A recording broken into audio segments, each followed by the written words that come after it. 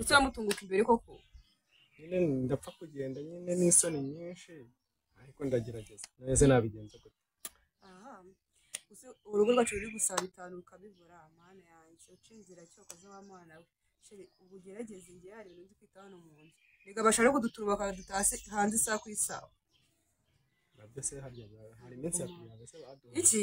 Iminsi yakuyaga. Kagaragara ko ese papuro. Ego komanzi igihe yaruzaniye.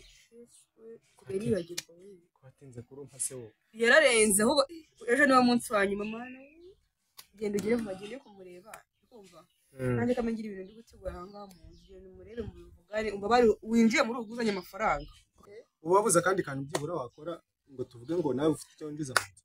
Ariko maranje mbega umugabo akuzi yuko kera umugore yazaga mu rugo umugabo yarakoze ibintu byose ibonekera abagore gishinzwe nuko byara abana tukarera se ngiye ko umugore nkanye ngiye kwikora agataro ku muhanda yego ko mana ni bizereka hagare ngo nese urabyara nkaho uri ingurube ninda gutumye kubyara yarambabaje shaka urabona ndi ingurube koko baba we mbega umugabo teretse amatiko y'abagore nindi kwisa ingurube ko ahubwo wumvishije ibyo ushaka kumva ngiye mvuze kuri ingurube nakabije buki kandi Usko bideye mu bwonko ndabaza abagore kanguhungu ngabana bose nk'abinguru haraho banumye ndabazi umbabarire nitegure nyine njye kureba papa umva ibyo bintu bitekerezo kuko urambikana aha abari mbega umugabo abagabo w'ikigemutse wa musaza yagiye iminsi we ntabyize sinakubuje gucuruza fraude se birakomeye ubyumve ibibazo ni ibibazo bikomeye gute ahubwo umfashije pe ubu barenda kunsohora mu nzu byaranshanze muri make sinakubwiye ngo ushaka ikintu cyo gukora ukabyanga basi ngirira neza bongere byibura ngurize makeya yo gutangiza umushinga ndimo ndategura gusa ukeneye nkangahe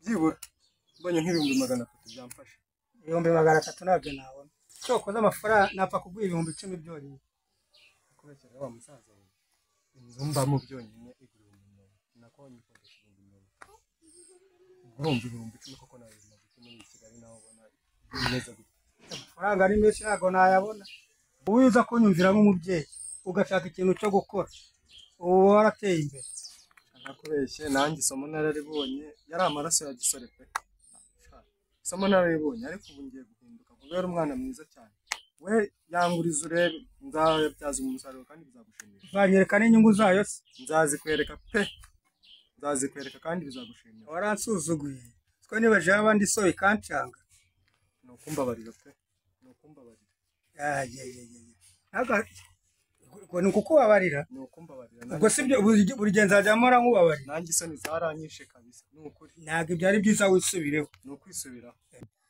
ngiye kugufasha bwa nyuma nutava mu bintu bya fraud urimo nukuri nibwo bwa nyuma n'ubwa mbere nzaba ngufashe izongera kugufasha nukuri pe uraba unkweye hahandi Imana yakuye busikete mfasha uko ushoboye busikete so nuwaye kandi wa musore we n'urugero naguhaga rwuko Imana yatabaye busikete ndagira ngo nanjye mfashe untabare amafaranga ngiye kuyagushyira kuri telefone uraza kugera mu rugo wayabonye hari amafaranga ashaka kura kuri Equity leta nyagusunikira uhita uyabona nukuri ko Imana urakoze Imana igusubizaho ukweke nukuri urakoze cyane kamurenzi irembo muhungu wawe nta kibazo n'ukuri urakoze yeah